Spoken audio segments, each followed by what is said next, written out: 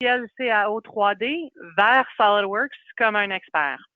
Alors, évidemment, il y a différentes raisons pour vouloir faire ça. On va explorer ces sujets-là et après ça, poursuivre en vous montrant visuellement comment faire, quoi faire et comment ça peut être assez relativement simple. Alors, je me présente, je suis Joëlle Guenette, je suis gestionnaire de territoire de l'Est du Canada pour SolidWorks directement. Alors, je m'occupe de l'Ontario au maritime et j'ai avec moi Michel Cloutier qui est gestionnaire technique chez SolidWorks. Et ça va nous faire un plaisir de partager cette information-là avec vous ce matin. Avant de commencer dans notre sujet, par contre, juste un petit rappel de l'utilisation de GoToWebinar. Alors, vous avez dans l'interface un panneau à votre droite qui peut être fermé simplement en cliquant sur la petite flèche en orange. Vous pouvez faire l'appel soit par audio de votre ordinateur ou par téléphone. Dès que vous cliquez sur l'option par téléphone, vous allez avoir les informations pour comment vous connecter par téléphone avec les codes d'accès puis tout ça. Alors, tout va vous être fourni.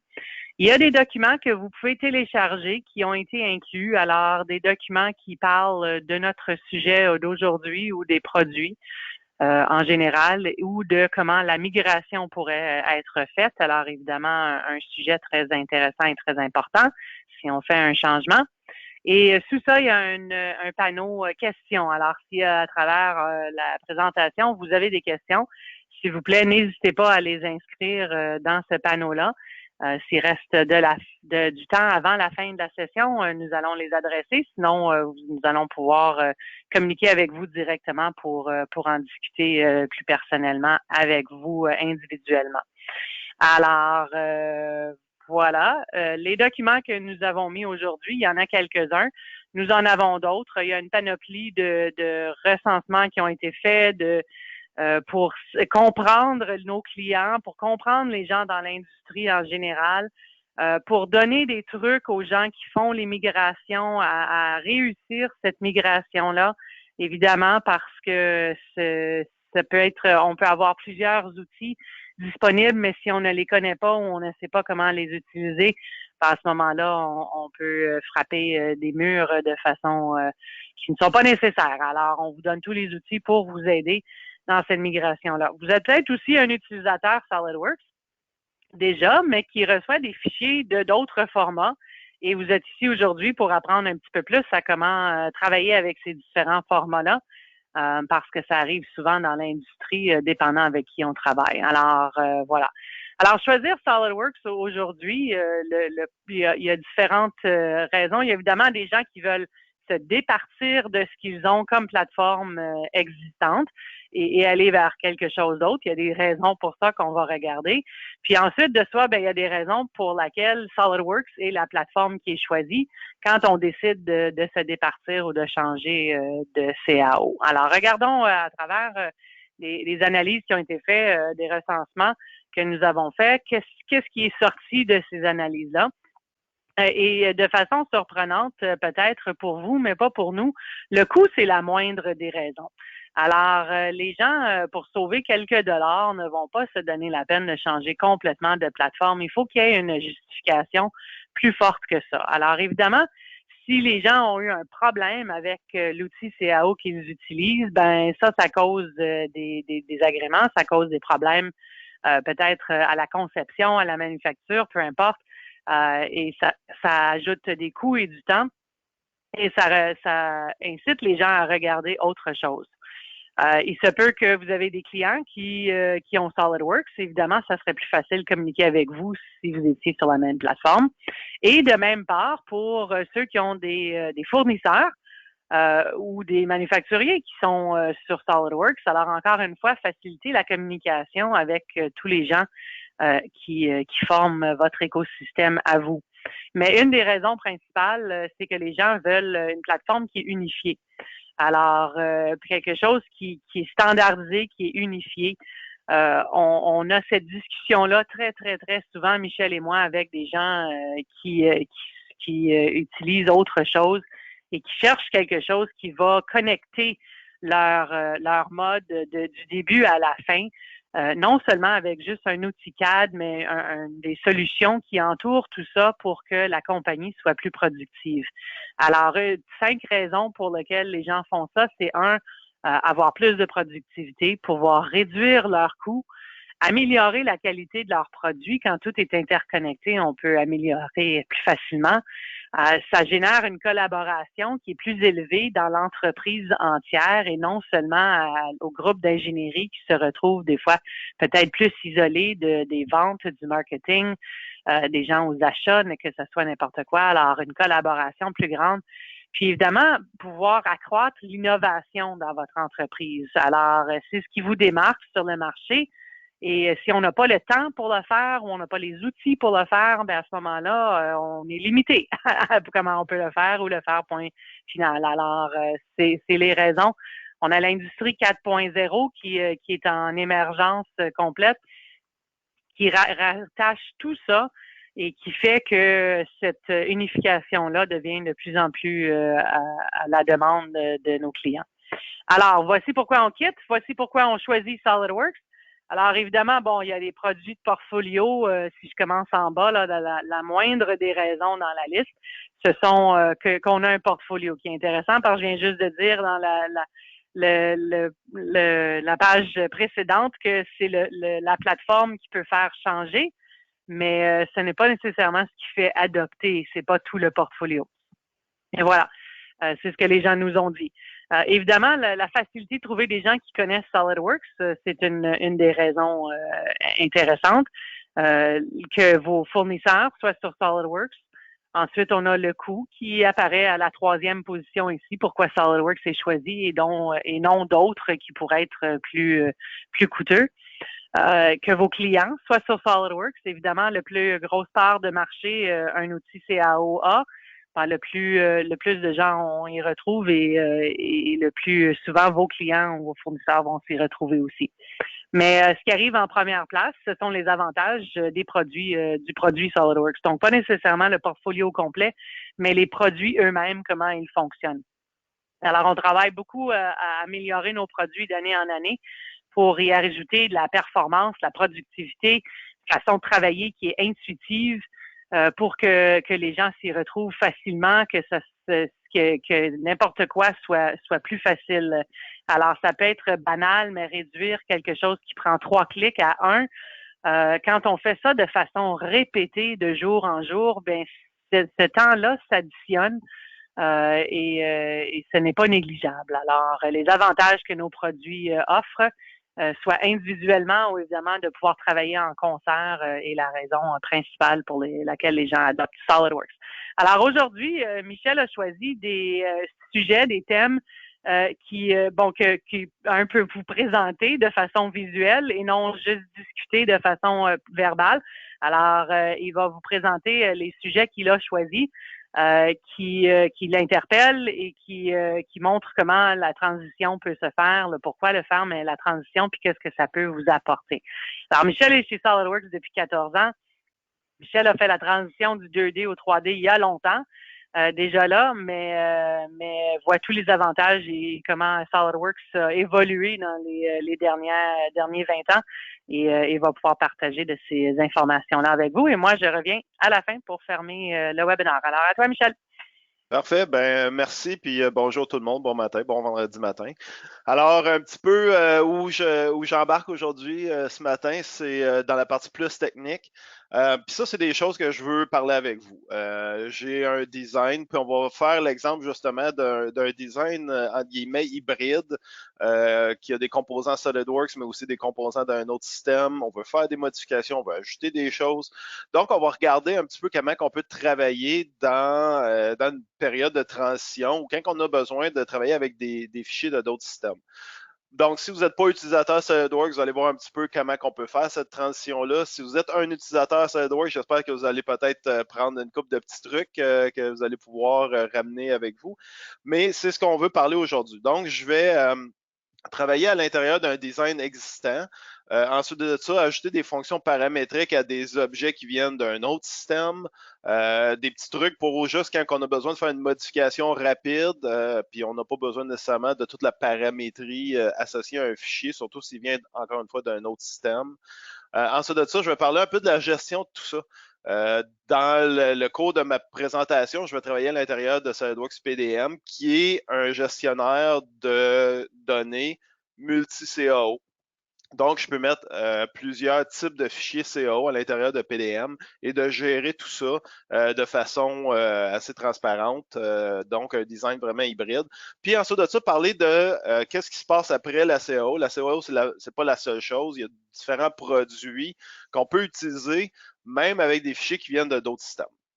Donc, on va commencer par la première chose. Comme je disais tantôt, j'ai un design existant que j'ai commencé à modéliser. Et qu'est-ce que je veux faire? C'est ajouter des produits achetés qui sont peut-être sur un autre format ou qui ont été designés par une autre équipe qui utilise un autre logiciel, un logiciel 3D. Et je veux insérer ça dans SolidWorks. On va regarder comment on fonctionnerait pour faire ça. Alors, pour le design que je veux faire, je vais juste vous montrer rapidement l'assemblage. Ça se trouve d'être un tracteur de pelouse qui est modélisé sur SolidWorks. En fait, il n'est pas juste modélisé sur SolidWorks, il est modélisé sur SolidWorks, oui, mais il y a des parties du design qui sont sur Inventor aussi. Puis je vais y revenir un petit peu là-dessus. Mais qu'est-ce que je veux faire, entre autres, c'est ajouter des pièces dans mon design SolidWorks, mais ces pièces-là viennent encore une fois d'un autre système. Les pièces viennent c'est un modèle Inventor. Donc, on va regarder comment on ferait ça à l'intérieur de SolidWorks. Donc, je vais me lancer dans SolidWorks pour aller justement faire cette tâche. Donc, comme je disais tantôt, j'ai mon tracteur qui est ici. Et puis, on va aller isoler l'endroit où est-ce que j'ai besoin de travailler, qui se trouve à d'être en bas ici, là, à l'avant, où ce que vous voyez, là, il manque justement des roues à mon tracteur. Maintenant, une des nouveautés, j'utilise SolidWorks 2020 en passant. J'en profite pour montrer une des petites nouveautés intéressantes, la possibilité de faire des markups directement à l'intérieur de SolidWorks. Que vous ayez un ordinateur standard ou avec un écran tactile, on est capable d'ajouter des commentaires comme ici. Bon, ben, j'ai un commentaire qui me dit, bon, j'ai besoin d'ajouter des roues. Puis, je veux aussi mettre le châssis de mon design plus compact, le rapetisser. Donc, c'est ça sur quoi on va se travailler un petit peu aujourd'hui. Donc, je vais recacher mes commentaires. La première chose, comme je disais tantôt, c'est d'insérer des composants qui viennent d'un autre système. Donc, pour faire ça, je vais insérer des composants pareils comme si c'était des composants SolidWorks. Il n'y a vraiment pas de différence. Mais je vais aller dans mon répertoire où est-ce que j'ai des composants. Et je sais qu'ici, ça se trouve à être des composants Inventor. Vous voyez la liste, on peut ouvrir tous ces types de fichiers-là. Et puis, j'ai un assemblage ici qui se trouve à être mes roues avant. Je le sélectionne. Vous allez remarquer que même si c'est un fichier Inventor, j'ai un aperçu 3D dans la fenêtre inférieure ici. Je suis capable de visualiser les fichiers 3D Inventor. Je suis même capable d'aller mesurer dessus si j'ai besoin de confirmer les dimensions. Maintenant, je sais que c'est ça que je veux utiliser. Donc, je vais venir l'ouvrir. Juste vérifier mes options, vérifier que tout est correct. Puis, je vais utiliser une technologie qui est propre à SolidWorks qui s'appelle 3D Interconnect, qui va me permettre de non pas traduire le fichier au sens proprement dit, mais de simplement ouvrir le fichier Inventor à l'intérieur de SolidWorks.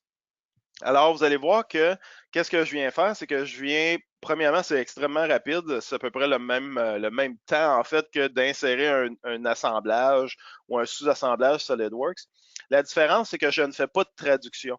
Je fais tout simplement insérer le document Inventor à l'intérieur de SolidWorks et puis à partir de ce moment-là, je vais tout simplement venir le positionner. On va mettre ça concentrique rapidement comme ça. J'ai besoin aussi de positionner par rapport à la hauteur. Une des nouveautés que vous avez peut-être manqué dans une des versions, dans la version de l'an passé, en fait, c'est que quand je viens contraindre des pièces, et puis je veux aller cacher une face, je peux me servir du bouton Alt pour cacher temporairement la face d'une autre pièce. Pour aller chercher ici, on voit qu'il y a un épaulement à l'intérieur de mon autre document. Je clique OK. Donc, rapidement, je suis capable de venir assembler tout ça de façon très facile. Si on fait une petite vue de coupe, juste pour montrer là, comment j'ai assemblé ça. On voit ici qu'à l'intérieur de mon tube, ici, j'avais un épaulement. Donc, je suis venu mettre la roue à côté sur cet épaulement-là. C'est exactement ça que je voulais faire.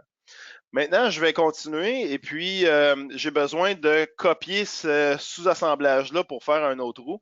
Maintenant, ce n'est pas un design symétrique, donc je ne peux pas me servir de la fonction symétrie à l'intérieur de SolidWorks. Je vais me servir d'une autre fonction qui est en fait de copier avec les contraintes.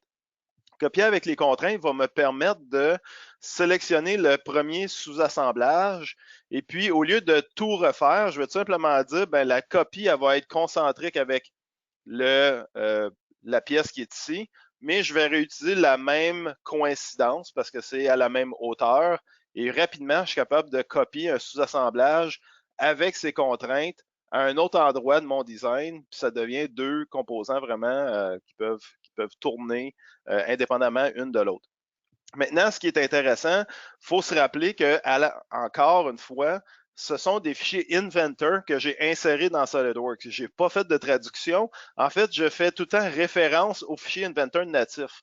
En fait, même, ça me permet que si j'ai une modification qui arrive sur mon document Inventor, eh bien, je suis capable de mettre à jour ce document-là à l'intérieur de SolidWorks sans avoir à tout recommencer. Et c'est ce qu'on va simuler présentement.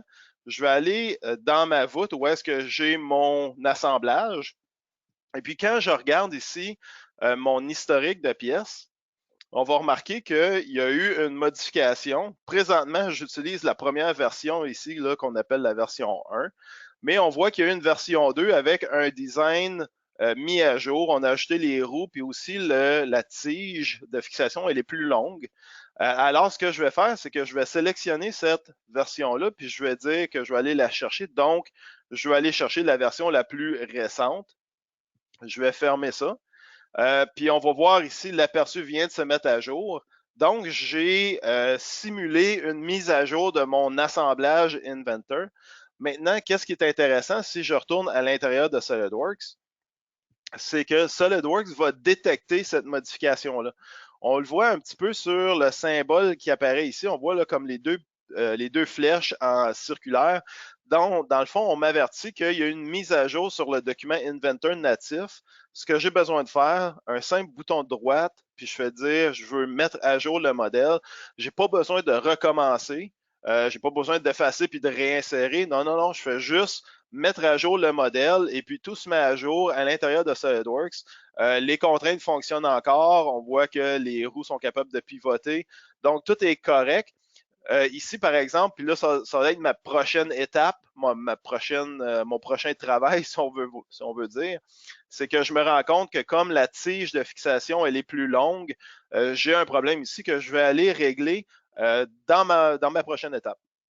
Donc, comme je disais tantôt, qu'est-ce qui est intéressant de 3D Interconnect quand on travaille avec des fichiers d'autres systèmes, c'est qu'on n'a pas besoin de traduire les fichiers à l'intérieur de SolidWorks, on fait juste les insérer comme si c'était des fichiers natifs SolidWorks avec une référence aux fichiers d'origine. S'il y a des mises à jour, toutes les mises à jour peuvent être gérées de cette façon-là. Maintenant, comme vous avez vu, j'ai une petite erreur dans mon design. J'ai besoin d'ajouter des fonctions paramétriques intelligentes pour remodéliser ma pièce, pour pouvoir justement corriger ces problèmes-là. Alors, je vais me servir d'un des outils qui fait partie de SolidWorks Standard, FeatureWorks, qui va me permettre de recréer la paramétrie à partir d'un fichier importé. Alors, je retourne à l'intérieur de SolidWorks et puis la pièce que j'ai besoin de modifier, ben, c'est celle-ci. Donc, je vais aller l'ouvrir. Puis, comme on va se rendre compte pour le moment, si on fait même une vue de coupe, on voit qu'il y a des fonctions à l'intérieur, des épaulements pour la fixation de la pièce. Mais on se rend compte quand on regarde à droite ici que c'est un fichier importé, il n'y a pas de fonction, ça vient d'un autre système. Maintenant, qu'est-ce que je veux être capable de faire avec FeatureWorks, c'est que si je fais tout simplement sélectionner la pièce, puis je fais tout simplement éditer, FeatureWorks va en fait reparamétriser la pièce, un peu comme à la méthode de l'ingénierie, du reverse engineering, si on veut. Donc, j'ai maintenant une fonction de révolution avec une esquisse. Je pourrais venir éditer cette esquisse-là. On voit qu'il a même été inséré les dimensions. La seule chose que je pourrais peut-être faire, c'est tout simplement définir les contraintes pour pour que mon esquisse soit totalement contrainte. Mais maintenant, j'ai vraiment un design comme si je l'avais modélisé à l'intérieur de SolidWorks. Qu'est-ce que ça me permet de faire? C'est que si je retourne dans mon assemblage, qui est ici, puis on va venir éditer mon esquisse, eh bien, je vais être capable de faire des modifications directement dans le contexte de l'assemblage. Comme par exemple, la dimension qui est ici, on va l'enlever parce que je veux les deux dimensions qui sont ici, c'est les dimensions sur mon esquisse. Je vais tout simplement les enlever. Plutôt, je vais rajouter une dimension sur l'esquisse qui est ici. Puis je vais garder la valeur qu'il y avait par défaut.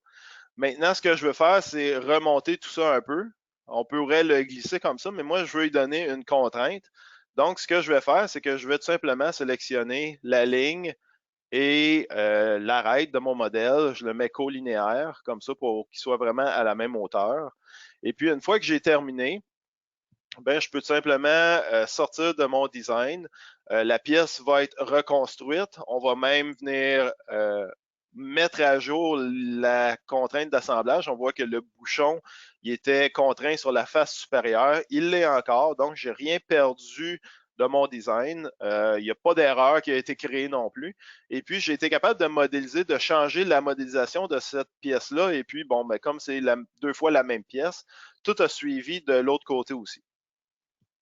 Donc, avec des outils comme FeatureWorks qui font partie de SolidWorks standard, je suis capable de prendre une pièce importée et de la reparamétriser rapidement pour pouvoir la manipuler comme si c'était un fichier natif SolidWorks. La troisième chose que je vais faire, si vous vous rappelez, une des modifications que je voulais faire, c'était de modifier le fichier pour raccourcir le frame ou le châssis de mon tracteur. On va aller voir comment on va travailler de cette façon-là. Maintenant, je vais utiliser une technique un petit peu un peu différente pour faire ça. Si je regarde juste rapidement sur la vue de dessus, on voit ici là, que la partie du bâti ici est quand même assez longue. Et puis, comme j'avais dans mes notes, je voulais utiliser un design qui était le plus compact possible. Donc, je veux raccourcir le châssis qui est ici, le tube qui est là. Donc, je vais aller le sélectionner et puis on va aller l'ouvrir tout simplement. Maintenant, on voit, comme je disais tantôt, c'est une pièce qui est importée, c'est un modèle importé. Et puis, ce que je veux faire, c'est modifier la longueur, mais je ne veux pas reparamétriser, je veux juste le mettre plus court de façon extrêmement rapide. Une méthode qu'on pourrait utiliser pour faire ça, qui est tout simplement le Direct Editing. Donc, j'ai mes outils. Je pourrais tout simplement sélectionner les faces du bout de mon tube. Je disais que je veux le raccourcir. Maintenant, je veux le raccourcir dans une direction. Je vais me servir d'une des arêtes droites de mon modèle. Je me sélectionne la direction. Je sélectionne de combien je veux le raccourcir. Je vais y aller à peu près 50 mm, à peu près 2 pouces. Et puis, je vais tout simplement dire OK pour ça. Et extrêmement rapidement, je suis capable de raccourcir le tube sans même essayer de comprendre comment ça a été modélisé, sans refaire les fonctions. Donc, rapidement, je suis capable de juste faire une modification extrêmement rapide et replacer tout ça. Maintenant, ce qui est intéressant, c'est que quand je viens regarder cette pièce-là dans mon assemblage, le fait que j'ai ajouté une fonction me permet aussi de venir contrôler cette fonction-là directement dans l'assemblage. Alors, j'ai une dimension qui représente ici de combien je l'ai raccourci. J'ai mis 50 mm tantôt, qui est à peu près 2 pouces. Je veux le raccourcir d'un peu plus. Je vais essayer 4 pouces. Je clique sur 4. Je fais mettre à jour. Et puis, l'assemblage se met à jour. On voit que c'est encore mieux. C'est encore mieux comme design. Je vais y aller avec cette dimension-là. Alors, rapidement, je suis capable de faire ces modifications-là directement dans mon assemblage pour avoir vraiment le design le plus compact possible. Puis, à ce moment-ci, j'ai fini de faire les modifications. dans mon assemblage SolidWorks. Ben, mon assemblage SolidWorks, vraiment un assemblage hybride. Donc, il y a d'autres techniques que utiliser FeatureWorks. On peut aussi juste manipuler la géométrie qui vient d'un autre fichier, comme je viens de le faire ici, en utilisant des techniques qu'on appelle d'édition directe ou du direct editing. On peut sélectionner juste quelque chose, le raccourcir rapidement, le rallonger rapidement. Donc, sans avoir à essayer de comprendre les paramètres ou les fonctions, on est facile, c'est très facile de faire ça. Maintenant, on est à un stade où est-ce que je veux voir comment que je vais gérer tout ça. Comme je l'ai dit depuis tantôt, tout ce que j'ai fait comme modification, en fait, tout mon design est tout capturé à l'intérieur de SolidWorks PDM. Puis, je suis capable de gérer, même si c'est un design hybride qui a des composants SolidWorks et Inventor, je suis capable de tout gérer ça dans SolidWorks PDM. On va aller donner un coup d'œil rapidement. J'ai mon assemblage, je vais tout simplement faire une dernière sauvegarde avant d'archiver mon design. Comme je disais tantôt, tout ça se fait à l'intérieur de SolidWorks PDM. Encore une fois, j'utilise SolidWorks 2020 et PDM 2020 nécessairement. Et puis, avec l'intégration qu'on a directement à l'intérieur de SolidWorks, je suis capable de venir ici puis de dire, bon, ben j'ai fini de faire mon design, je vais faire ce qu'on appelle un check-in, donc je vais relâcher mon design comme si j'avais fini de faire mon travail. Maintenant, en faisant ça, SolidWorks PDM va comprendre que j'ai fait des modifications sur mon assemblage général, mais aussi sur certains autres de mes composants qui font partie de mon assemblage. Entre autres, le châssis qui est ici, qu'on peut voir.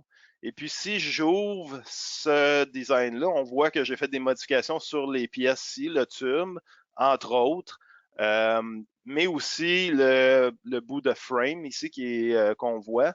Mais vous allez remarquer aussi que j'ai des composants Inventor ici. Je fais l'archivage. Vous voyez, ça, c'est un composant Inventor. Je le vois dans ma structure comme si c'était un élément SolidWorks, mais c'est en fait un composant Inventor. Puis on est capable de confirmer parce qu'on voit l'extension de fichiers IAM et IPT qui sont les extensions natives Inventor. Donc, je suis capable de annoter puis je dire j'ai ajouter les roues et allonger le châssis, raccourcir le châssis, je veux dire changer le châssis. Je suis capable de prendre en note toutes ces modifications-là. Puis aussi, ce que SolidWorks PDM va faire, c'est qu'il va me capturer l'historique de mes modifications. Et puis, je pourrais faire, à partir de ce moment-ci, un check-in avec toutes les modifications qui ont été capturées. Maintenant, je pourrais en fait quitter SolidWorks, j'ai plus vraiment besoin d'être ici, mais si je reviens à l'intérieur de mon design, à l'intérieur de PDM, on va voir que j'ai mon assemblage qui est ici. Ça ici, c'est ce qu'on appelle la carte de données, donc l'information sur le document. J'ai par exemple la description, part number, etc. J'ai même le commentaire sur la dernière modification que j'ai faite. Vous l'avez vu tantôt, je suis capable d'aller voir l'historique de mon design, qu'est-ce qui a été changé dans cet historique-là, qu'est-ce qui a été modifié. Mais j'ai aussi accès à tout ce qui est contenu à l'intérieur de mon design. Donc, un contain, je suis capable de voir tout ce qui fait partie de ce design-là, ainsi que les quantités. Je pourrais même venir extraire un build de matériel. Maintenant, vous êtes capable d'extraire un build de matériel quand vous avez fait une mise en plan, mais ici, je n'ai pas fait de mise en plan. J'ai juste le modèle 3D et je serais capable d'aller extraire un fichier Excel de mon modèle 3D en un simple clic de souris, ce qui est extrêmement pratique là, pour les gens qui ont besoin de faire des achats. On n'a pas besoin de faire de mise en plan pour aller extraire un build de matériel. J'ai accès à toute l'information. Et puis même à l'intérieur de ce build de matériel-là, vous allez voir là, à quelque part là, les documents Inventor qui en font partie aussi. Donc, c'est vraiment un build de matériel complet que j'ai ici directement dans mon à partir de PDM. Donc, PDM fait la gestion vraiment de tous les fichiers, puis tout est vraiment bien conservé à l'intérieur de mon outil de gestion. Donc, avec PDM, on est vraiment capable d'aller gérer on supporte vraiment les outils multi-CAO, de travailler dans un environnement multi-CAO avec plusieurs types de plateformes et de types de fichiers CAO. C'est pas facile, mais on est capable de le faire avec SolidWorks PDM. Ici, j'utilisais l'exemple de Autodesk Inventor, mais on supporte d'autres formats de fichiers CAO aussi, 2D et 3D, directement à l'intérieur de PDM. Donc, la gestion pourrait se faire de façon très facile.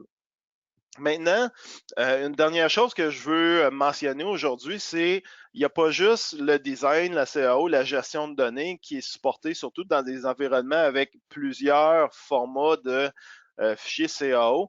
Je vais vous montrer quelques exemples d'outils qui font partie du portfolio de SolidWorks qu'on peut utiliser avec des données 3D qui viennent de d'autres systèmes.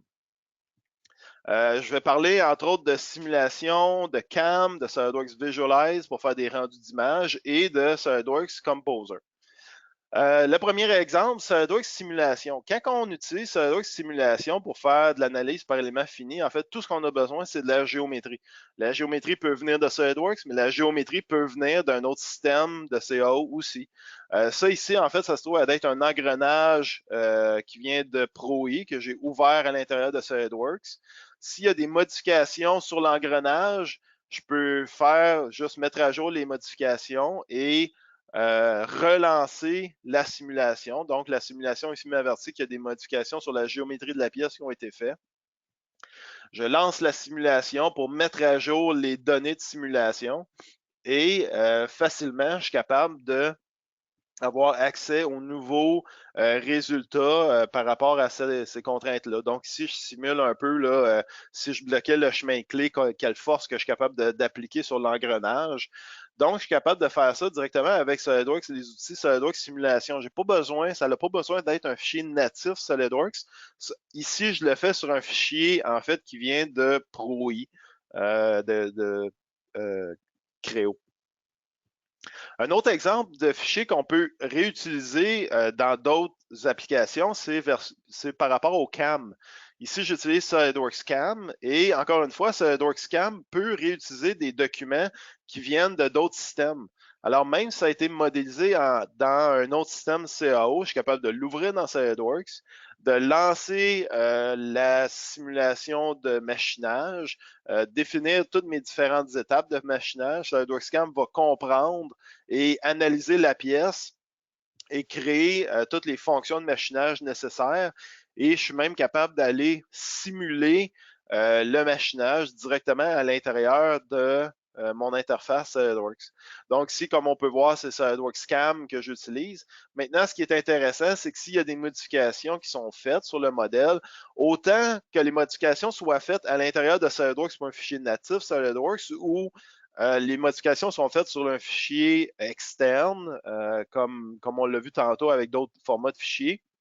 SolidWorks CAM va comprendre qu'il y a eu une modification et va ensuite de ça me demander si je veux mettre à jour mon trajet d'outils, mon machinage, et je peux relancer facilement la simulation. Un autre outil qu'on peut utiliser facilement, c'est SolidWorks Visualize. SolidWorks Visualize, c'est une application, entre guillemets, standalone, donc qui ne roule pas à l'intérieur de SolidWorks, mais qui roule dans sa propre interface. Et SolidWorks Visualize peut ouvrir, oui, des fichiers SolidWorks, mais peut ouvrir à peu près 20 ou 25 types de fichiers différents, incluant des fichiers de CAO de d'autres systèmes. Donc, je pourrais ouvrir un assemblage, par exemple Inventor, l'ouvrir dans SolidWorks Visualize. Ensuite de ça, appliquer des matériaux, jouer avec mes lumières, mes éclairages, mes fonds d'écran, mes scènes, vraiment, puis me rendre à un format où est-ce que je suis capable de faire des rendus d'images extrêmement précis, extrêmement clairs, de très, très haute qualité. Encore une fois, sans nécessairement avoir des données natives SolidWorks, je peux utiliser Visualize avec d'autres systèmes de CAO, d'autres fichiers CAO et tout simplement travailler avec ces documents-là. Un dernier exemple que je vais montrer un petit peu aujourd'hui, c'est SolidWorks Composer. SolidWorks Composer qui est aussi une application standalone, donc qui roule dans sa propre interface. Et SolidWorks Composer me permet de faire des instructions. Ça peut être des instructions d'assemblage, des parts lists, des manuels. Ici, c'est des instructions peut-être un petit peu plus orientées marketing, présentation, où est-ce que j'ai un énorme assemblage et puis je suis capable de créer plusieurs vues, plusieurs éléments, juste pour montrer un petit peu comment que cet assemblage-là est fait. Et encore une fois, SolidWorks Composer peut ouvrir les fichiers SolidWorks, oui, mais peut aussi ouvrir des fichiers natifs de d'autres systèmes. Donc, je pourrais ouvrir, par exemple, des fichiers ProE dans Composer et puis faire des instructions de travail comme on les voit ici. Je dis ProE, mais ça pourrait être d'autres outils aussi de d'autres CAO 3D. Donc, comme on peut voir dans la gamme SolidWorks lui-même, quand on fait de la modélisation, on peut réutiliser beaucoup nos données, mais on peut utiliser des données CAO 3D de d'autres systèmes dans d'autres applications de la grande gamme de produits SolidWorks. Donc, ce qu'on a vu, si on fait un petit résumé, on a vu qu'avec 3D Interconnect, qui fait partie de SolidWorks depuis 2017, je crois, on est capable d'ouvrir des fichiers CAO de d'autres systèmes sans faire de traduction. Ça, c'est la grosse différence. On fait tout simplement les ouvrir avec un lien, une référence externe au document d'origine. Donc, s'il y a une modification sur le document d'origine, on peut passer ces modifications-là dans SolidWorks sans avoir à refaire le travail. Ça devient très semblable, dans le fond, comme si c'était un sous-assemblage d'une pièce SolidWorks qui est référencée tout simplement. Aussi, qu'est-ce qu'on a vu, c'est qu'on est capable de prendre un modèle importé d'un autre système qui n'avait pas de fonction intelligente, d'esquisse et de fonctions intelligentes, recréer ces fonctions-là en reverse engineering, si on veut, à l'aide de FeatureWorks, qui fait partie de toutes les licences SolidWorks standard et plus depuis quelques années. On est aussi capable juste de manipuler. Si on veut prendre quelque chose, juste le changer un peu de dimension, le raccourcir, le rallonger, enlever un trou, mettre un trou, faire des choses comme ça. On est capable de faire ça sans même qu'il y ait de fonction paramétrique sur le modèle. Ça, c'est possible de le faire, encore une fois, avec les outils qui sont inclus dans toutes les licences SolidWorks. On a vu un petit peu aussi comment j'ai fait la gestion de toutes ces données-là, que ce soit des données natives SolidWorks ou qui viennent de d'autres systèmes avec PDM. Maintenant, j'utilise PDM professionnel. Si on veut vraiment faire de la gestion avec plusieurs types de formats de fichiers de différents systèmes, on va y aller avec PDM professionnel. Si ça serait juste des données SolidWorks, on pourrait le faire avec PDM standard, mais on va être capable vraiment de gérer les révisions, les versions, l'approbation de documents, etc., les billes matériels, tout ça à l'intérieur de mon interface PDM. Puis la dernière chose que j'ai montré, c'est qu'il y a d'autres outils dans la gamme SolidWorks qu'on peut utiliser des données de d'autres systèmes sans nécessairement que ce soit des données natives SolidWorks. Simulation, c'est un bel exemple. Je n'ai pas besoin que ça soit modélisé dans SolidWorks, j'ai juste besoin de la géométrie. CAM, c'est un autre bel exemple. J'ai montré Visualize pour faire des rendus photos. J'ai parlé de Composer pour faire de la documentation technique, des instructions de travail, des choses comme ça. Donc, c'est tous des outils qu'on peut réutiliser des données de d'autres systèmes sans nécessairement travailler obligatoirement avec des données natives SolidWorks, qui me permet justement de faciliter la transition ou du moins de travailler facilement avec des données de d'autres systèmes, peut-être parce que c'est de d'autres équipes, de d'autres clients, des fournisseurs, etc. J'ai pas de questions, Joël, mais je vais juste donner les mots de la fin. Je vais laisser Joël donner les mots de la fin, mais juste pour dire que la session, elle est enregistrée. Elle va être disponible probablement d'ici la fin de la journée sur notre chaîne, en même temps que tous les autres webinaires qu'on fait, moi et Joël, durant l'année, ils sont là. Donc, vous avez le code pour avoir accès à la chaîne directement, mais comme je disais tantôt, l'enregistrement de ce matin devrait être là un petit peu plus tard dans le courant de la journée. Puis avant de quitter, j'en profite aussi pour parler de SolidWorks 2020.